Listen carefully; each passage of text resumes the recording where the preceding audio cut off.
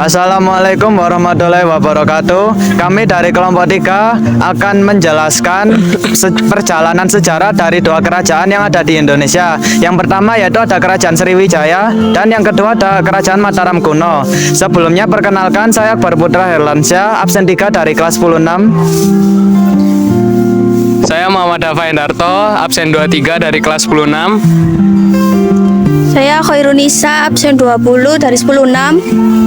Saya Najwa Harunisa, absen 26 dari 106. Saya Berliana Maulidia Saputri, absen 8 dari 106. Saya Rizky Akbar, absen 32 dari 106. Saya Abrizan Nabil, absen 14 dari 106. Selamat menyaksikan.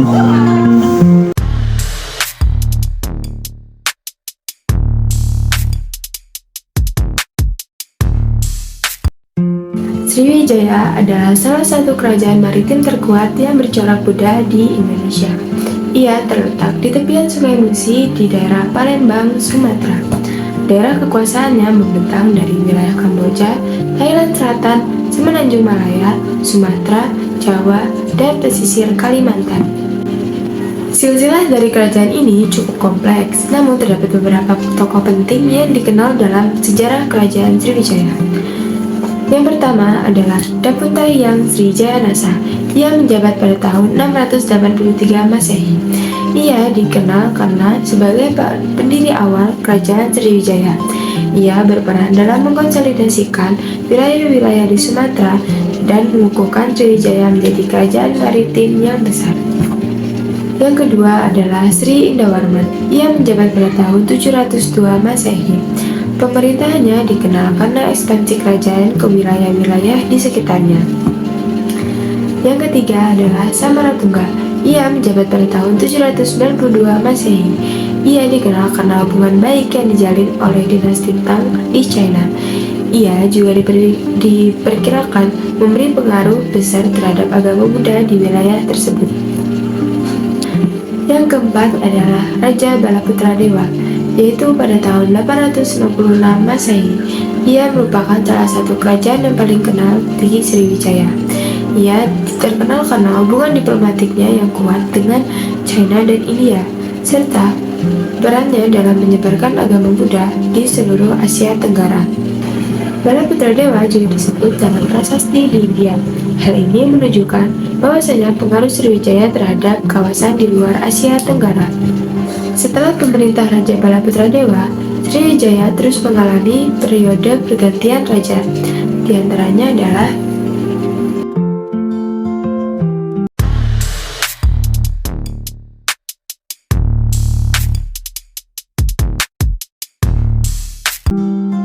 Masa kejayaan Kerajaan Sriwijaya. Kerajaan Sriwijaya mencapai puncak kejayaannya pada masa kepemimpinan Raja Balaputra Dewa. Namun, setelah meninggalnya Raja Balaputra Dewa, kepemimpinan kerajaan tidak lagi baik dan adil. Hal ini menyebabkan masyarakat tidak lagi percaya terhadap kepemimpinan raja. Kerajaan Sriwijaya mencapai puncak kejayaannya pada abad ke-8 hingga ke-9 Masehi, menjadi pusat perdagangan keagamaan dan kebudayaan di Asia Tenggara. Selain itu, menjadi pusat penyebaran agama Buddha di Asia Tenggara dan memiliki wilayah kekuasaan hingga Malaysia, Singapura, dan Thailand Selatan. Memiliki armada laut yang kuat, juga menguasai jalur perdagangan maritim di Selat Malaka, dan juga Kerajaan Sriwijaya membangun tempat pemujaan agama Buddha di Likor, Thailand. Keruntuhan Kerajaan Sriwijaya. Kerajaan Sriwijaya runtuh pada tahun 1377 setelah dikalahkan oleh Kerajaan Majapahit. Keruntuhan ini terjadi setelah mengalami kemunduran sejak abad ke-11. Beberapa faktor yang menyebabkan runtuhnya Kerajaan Sriwijaya meliputi serangan dari Kerajaan Kolamandala, India pada tahun 1007 dan 1023. Serangan dari Kerajaan Medang pada tahun 990-an, ekspedisi Pamalayu dari Kerajaan Singasari pada tahun 1275, ekspansi Cina ke Asia Tenggara, pengaruh Islam dan dukungan terhadap separatisme, kepemimpinan yang buruk, letaknya kota Palembang yang semakin menjauh dari laut, dan kemunduran ekonomi dan politik.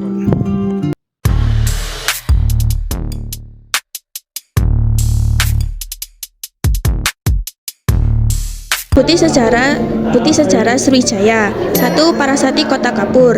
Salah satu peninggalan prasasti yang ditemukan di Pulau Bangkai bagian barat. Isi dari prasasti dipercaya merupakan bentuk kutukan bagi orang yang melanggar kutukan perintah dari Raja Sriwijaya. 2. Prasasti Palas Pasema.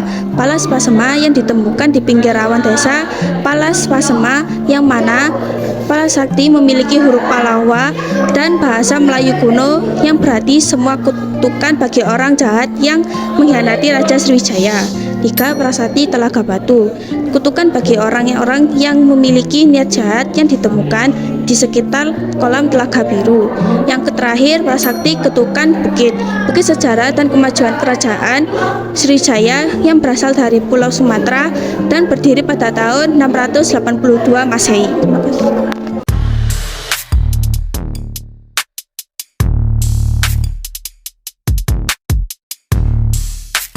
Kerajaan Mataram kuno terletak di pedalaman Jawa Tengah dan Jawa Timur.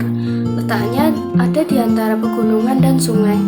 Kerajaan Mataram kuno di Jawa Tengah berpusat di daerah Mataram, atau sekarang lebih dikenal sebagai Yogyakarta dan sekitarnya. Sedangkan Kerajaan Mataram kuno di daerah Jawa Timur berpusat di daerah Medang, atau diperkirakan sekarang ada di antara pegunungan Wilis dan Semeru. Konon di Kerajaan Mataram kuno terdapat 3 dinasti yang pernah berkuasa, yaitu dinasti Shailendra, dinasti Sanjaya, dan dinasti Isyana. Silsilah dinasti Sanjaya. Dinasti Sanjaya merupakan wangsa Jawa Hindu yang mendirikan Kerajaan Mataram kuno. Menurut Prasasti Canggal, Sanjaya merupakan putra dari Raja Galuh dan Sanaha, cucu Ratu Sima. Prasasti Canggal juga menyebutkan Sanjaya mendirikan lingga di atas bukit pada 6 Oktober 732. Lalu ada dinasti Shailendra. Dinasti Shailendra ini merupakan salah satu penguasa kerajaan Medang yang beragama Buddha. Kerajaan Medang ini juga bisa disebut sebagai Kerajaan Mataram kuno. Beberapa raja dinasti Shailendra yang terkenal diantaranya ada Raja Samaratungga atau raja terakhir yang memimpin pembangunan Candi Borobudur. Lalu ada Dharanindra atau raja yang berhasil memperluas wilayah kekuasaan hingga ke semenanjung Malaysia dan daratan Indochina. Lalu yang terakhir ada dinasti Isyana. Dinasti Isyana merupakan generasi penerus wangsa Sanjaya di Jawa Tengah. Sejarah wangsa Isyana berawal dari Empu Sindok yang awalnya beraliran Siwa dan berhasil menjadi Raja Bedang. Empu Sindok sendiri adalah raja yang memindahkan ibu kota Mataram kuno dari Jawa Tengah ke Jawa Timur pada tahun 929.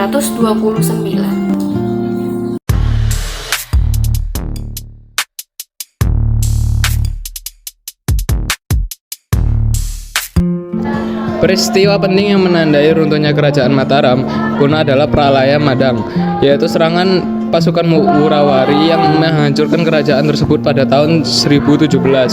Beberapa faktor yang menyebabkan runtuhnya Kerajaan Mataram kuno diantaranya letusan Gunung Merapi, perebutan kekuasaan, serangan Kerajaan Sriwijaya. Berikut ini adalah beberapa peristiwa penting yang terjadi pada Kerajaan Mataram kuno. Yang pertama, yaitu Raja Sanjaya mendirikan Kerajaan Mataram kuno pada abad ke-8. Yang kedua, Empu Sindo memindahkan pusat pemerintahan Kerajaan Mataram kuno ke Jawa Timur pada tahun 929. Yang ketiga, Kerajaan Mataram kuno di Jawa Timur disebut Kerajaan Medang. Yang keempat, Kerajaan Medang dipimpin oleh dinasti Isyana keturunan Empu Sindok. Yang kelima, Dharmawangsa Teguh adalah raja terakhir Kerajaan Mataram kuno.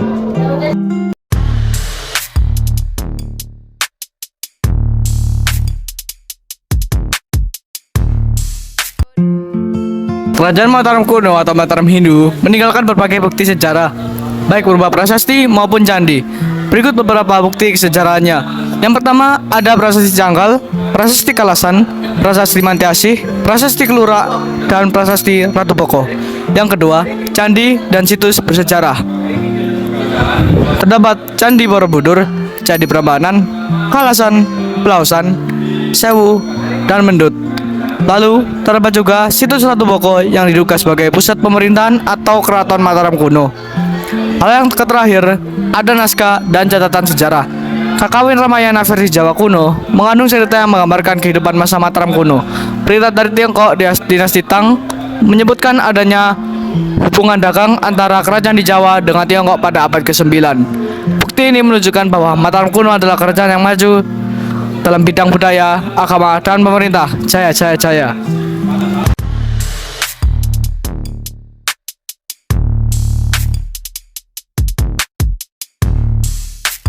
Jadi kesimpulan dari materi tersebut, kita dapat membudidayakan atau melestarikan prasasti atau candi-candi yang ada di Indonesia, seperti prasasti dimasukkan ke museum, candi-candi dibuat wisatawan untuk melihat leluhur-leluhur yang terdahulu.